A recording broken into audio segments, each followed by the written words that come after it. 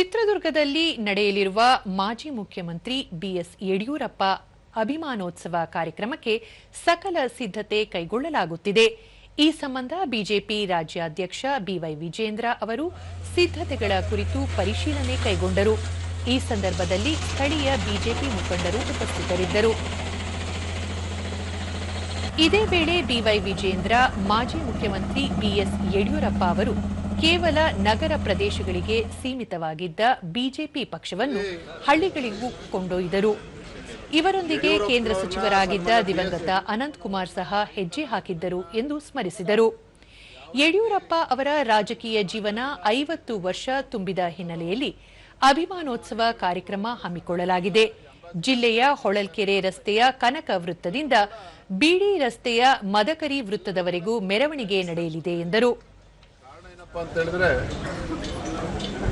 ಭಾರತೀಯ ಜನತಾ ಪಾರ್ಟಿ ಕೇವಲ ನಗರಕ್ಕೆ ಸೀಮಿತ ಆಗಿರ್ತಕ್ಕಂಥ ಭಾರತೀಯ ಜನತಾ ಪಾರ್ಟಿಯನ್ನ ಬಿಜೆಪಿಯನ್ನ ಹಳ್ಳಿಗೆ ತೆಗೆದುಕೊಂಡೋಗಿ ಪಕ್ಷದ ಸಂಘಟನೆಯನ್ನ ಬಲಪಡಿಸತಕ್ಕಂಥ ನಿಟ್ಟಿನಲ್ಲಿ ರೈತ ನಾಯಕರು ಹೋರಾಟಗಾರರಾಗಿರುವಂತಹ ಬಿಎಸ್ ಯಡಿಯೂರಪ್ಪನವರ ಪಾತ್ರ ಎಷ್ಟಿದೆಯೋ ಈ ಅಂಬಾಸಿಡರ್ ಕಾರ್ CKR4 ಪಾತ್ರವೂ ಕೂಡ ಅಷ್ಟೇ ಇರುವಂಥದ್ದು.